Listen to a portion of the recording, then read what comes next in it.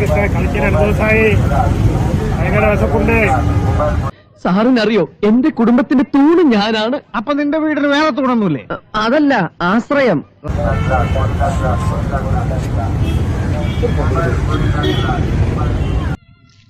ഇല്ല, ഞാൻ നിനക്ക് പൈസ തരില്ല. തരില്ലേ സാർ? എന്റെ കുടുംബത്തെ രക്ഷിക്കില്ലേ സാർ? ഇല്ല, കൊടുങ്ക വിശപ്പായില്ലേ? വേദനിക്കുന്ന ഒരു കോടീശ്വരനാടാ ഞാൻ. മൊബൈൽ ഫോൺ ഗൂഗിൾ ചെയ്യാനോ?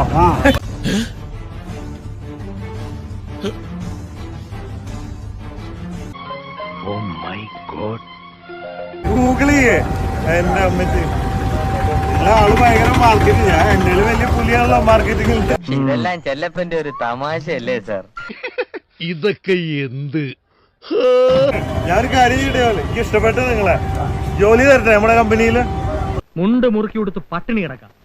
അടിമപ്പണി ചെയ്ത് ശീലിച്ചിട്ടില്ല. നോക്കണോ? ഓരോ ഉടായ്പായിട്ട് ഇറങ്ങിക്കോളൂ.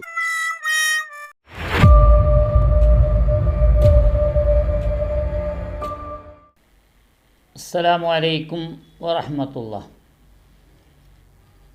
പ്രിയമുള്ള വിശ്വാസികളെ, ഇവിടെ നടക്കുന്ന ഓരോ കാര്യങ്ങൾ, ഓരോ വിശ്വാസങ്ങൾ, അവർ കുളിച്ചില്ലെങ്കിലും നഖം എടുത്തില്ലെങ്കിലും ഔലിയാക്കന്മാരാണ്. അത്തരക്കാരാണ് ഔലിയാക്കന്മാർ. നല്ല ശുദ്ധിയോടു കൂടെ ഉള്ള ഇബാദത്തെടുക്കുന്നവർ ആരും കൂട്ടാക്കുന്നില്ല. ഇവർ പ്രാർത്ഥിച്ചാലാണ് നമുക്ക് ഫലമുണ്ടാകുന്നത്.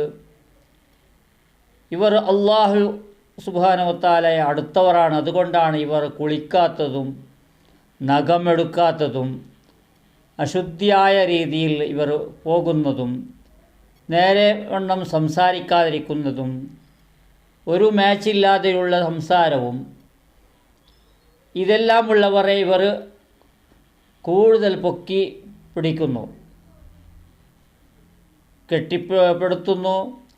മരണപ്പെട്ടപാട് ഇവരെ കെട്ടിപ്പൊക്കി അവിടെയുള്ള എല്ലാ കാര്യങ്ങളും അവിടെ ഒരുപാട് ചിലവിട്ട് പിന്നെ അവിടുന്ന് പിരിക്കാൻ തുടങ്ങുന്നു. അതുപോലെ ചൂല് കൊണ്ടുവെക്കുന്നു, ശീറടി കൊണ്ടുവെക്കുന്നു. ഇതാണ് ഔലിയാക്കന്മാർ എന്ന് പറഞ്ഞാൽ. ഇത്തരക്കാരാണോ ഔലിയാക്കന്മാർ എന്ന് പറഞ്ഞാൽ? അവരെ കണ്ട് നമ്മൾ പഠിക്കണം, സാധാരണക്കാർ പഠിക്കണം. അവരുടെ ഇബാദത്ത്, അവരുടെ സ്വഭാവം, അവരുടെ ശുദ്ധി എല്ലാം നോക്കി നമ്മൾ പഠിക്കേണ്ടതാണ്.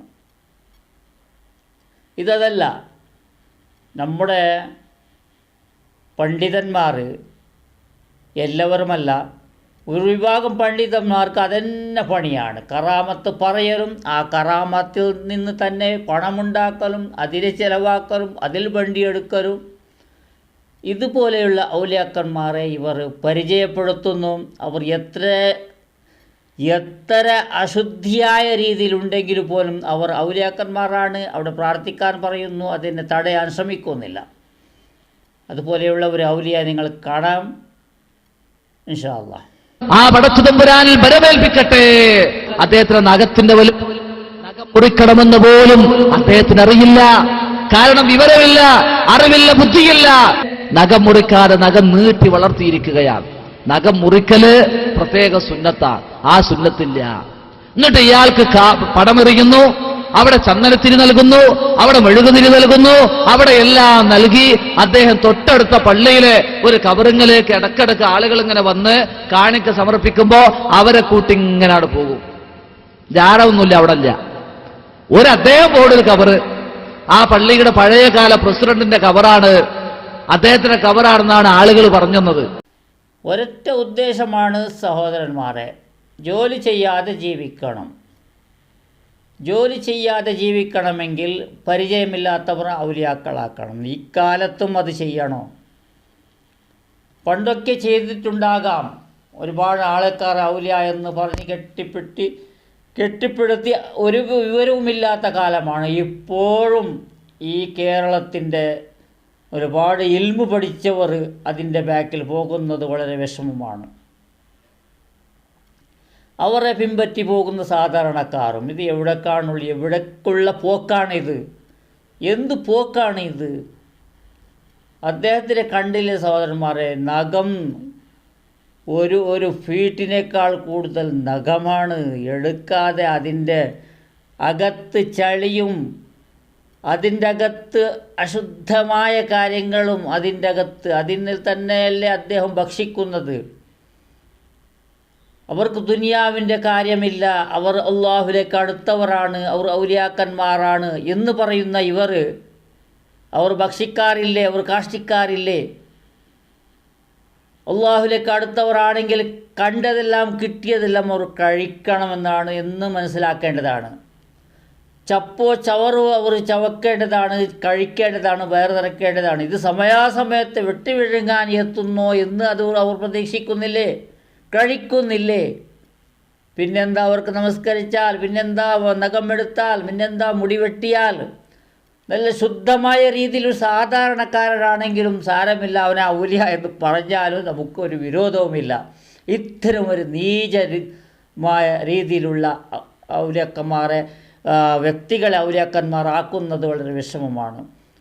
അത് ഇവർ എന്ത് കരുതിയിട്ടാണ് എന്ത് ചെയ്യുന്നതെന്ന് നമുക്ക് മനസ്സിലാകുന്നില്ല. അവരുടെ വരുമാനമാണ്, അവരുടെ ജീവിതമാണത്.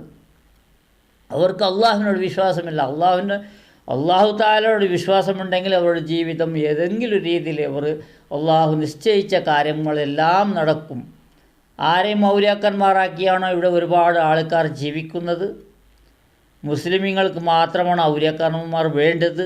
ഇത്രയും നീചന്മാർ, ഇത്രയും അശുദ്ധിയായുള്ള, ഇത്രയും നമസ്കരിക്കാത്ത, ഇത്രയും മുടി വളർത്തിയ, നഖം വളർത്തിയ ആൾക്കാരാണോ ഇവർക്ക് ജീവിക്കാൻ വേണ്ടി, പണമുണ്ടാക്കാൻ വേണ്ടിയത്? ഔലിയാക്കന്മാർ വിശ്വസിക്കാത്തവർ പോലും ജീവിക്കുന്നില്ലേ? നിരീശ്വരവാദികൾ ഇവിടെ ജീവിക്കുന്നില്ലേ? ഇതര സമുദായക്കാരും ജീവിക്കുന്നില്ലേ?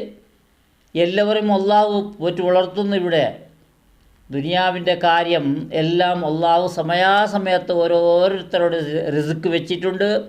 ആ സമയത്ത് അത് കഴിഞ്ഞു പോകുന്നുണ്ട് എന്ന് പോലും വിശ്വസിക്കാൻ പഠിപ്പിക്കണം ഇവർ. അത് വിട്ട് അവിടെ പോയി ദുആ ചെയ്തോളൂ, ഖബറിൻ്റെ അടുത്ത് പോയി ദുആ ചെയ്തോളൂ എന്നാണ് പറയുന്നത്. ഇത്രക്കാരെ കൂട്ടിക്കൊണ്ടുപോയി. ഔലിയ നിങ്ങൾ കണ്ടല്ലോ. എൻ്റെ അടുത്ത് നിങ്ങൾക്ക് കാണാം മഖ്ബറയിൽ ഗൂഗിൾ പേ സിസ്റ്റം ഒട്ടിച്ചു വെച്ചത്. അത് കണ്ടോളൂ സഹോദരന്മാരെ. അസ്സലാമു അലൈക്കും വറഹ്മത്തുള്ളാഹി. ഇതെന്താ സംഭവം എന്ന് മനസ്സിലായോ? ഇതാണ് ഈ ജാറത്തിൻ്റെ അവിടെ കായുന്ന പരിപാടി ഉണ്ടല്ലോ. അപ്പോൾ ഇപ്പോൾ ആൾക്കാർ കായ് കൊണ്ടു നടക്കില്ലല്ലോ. അതുകൊണ്ട് ഗൂഗിൾ പേ ഈ കബറാളിക്കും ഇപ്പോൾ ആൾക്കാർ ഗൂഗിൾ പേ ചെയ്തുകൊണ്ടിരിക്കുകയാണ്. എന്തൊരു അവസ്ഥയാണ് മനുഷ്യൻ്റെ പുരോഗമനം. ചെറിയ പുരോഗമനം എന്നല്ല. ഇതെന്തിനാണ്? ആദ്യമേ നിങ്ങൾ കണ്ടില്ലേ? സലാം പറയുന്നതിന് മുമ്പ് നിങ്ങൾ കണ്ടില്ലേ? പിച്ചക്കാർ പോലും തെണ്ടുന്നത് ഓൺലൈൻ വഴിയാണ്. ഗൂഗിൾ പേ ചെയ്യാനാണ് പറയുന്നത് ബോച്ചയോട്. ബോച്ചയെ സമീപിക്കുന്നു, പണം ചോദിക്കുന്നു, ഇല്ല എന്ന് പറയുമ്പോൾ മൊബൈൽ കാണിക്കുന്നു. എല്ലാവരും ഇപ്പോൾ ഓൺലൈൻ പിച്ചക്കാരാണ്. പിച്ചക്കാർ ഇങ്ങനെയും പിച്ചക്കാർ, തലപ്പാവക്കാരും പിച്ചക്കാരായി മാറി. അവസാനം ഖബറിൻ്റെ അടുത്തും അതിനെ ഒട്ടിച്ചു വെച്ചു, സ്കാൻ ചെയ്ത് പേ ചെയ്യാൻ വേണ്ടി. ഇനി ഒരു കാലത്ത് കഴിഞ്ഞ കുറച്ച് വർഷങ്ങൾ നമുക്ക് കൊറോണ ഉണ്ടായല്ലോ. ആ സമയത്ത് എവിടെയും പോകാനാവാത്ത അവസ്ഥ വന്നപ്പോൾ ഓൺലൈൻ മജ്‌ലിസ് തുടങ്ങുക എന്ന് തുടങ്ങിയത് ഇതുവരെ നിർത്തിയിട്ടില്ല. ഇനിയിപ്പോൾ ഖബറിൻ്റെ അടുത്ത് ഇതിനെ ഒട്ടിച്ചു വെച്ചാൽ ഇനി ഒരു 2 വർഷമോ 3 വർഷമോ പോകുമ്പോൾ ചിലപ്പോൾ ഇവരൊരു കണക്ക് കൂട്ടലുണ്ടാക്കും. രോഗം വന്നാലോ ആ സമയത്ത് നമുക്ക് പുറത്തിറങ്ങാനായില്ലെങ്കിൽ പട്ടിണിയായി പോകുമല്ലോ എന്ന് പറഞ്ഞ് ഖബറിൻ്റെ ആ കല്ലിനും ഒട്ടിച്ചു വെച്ചതാണ്. പിന്നെ പറയാം നമ്മളവിടെ ദുആ ചെയ്യുന്നു, ഓൺലൈൻ പേ ചെയ്തോളൂ. ഇപ്പോൾ മൊബൈലുണ്ടല്ലോ, അതിൻ്റെ ഒരു ഫോട്ടോ മതി പേ ചെയ്യാൻ. അവിടെ വന്ന് ചെയ്യണമെന്നൊന്നുമില്ല, നിങ്ങൾക്കറിയാവുന്ന കാര്യമാണ്. സ്ഥലത്ത് വന്ന് ചെയ്യേണ്ടതില്ല. പ്രാർത്ഥന നമ്മളിവിടെ ചെയ്യാം, നിങ്ങളവിടെ തന്നെ നമ്പർ അയച്ചോളൂ. വാട്സപ്പ് നമ്പർ അയച്ചാൽ ഇവിടുത്തെ ഇതിൻ്റെ സ്കാനറിൻ്റെ ഫോട്ടോ അയച്ചു തരാം, നിങ്ങൾ പേ ചെയ്തോളൂ എന്ന് പറയാനുള്ള ഒരു പദ്ധതിയാണ്.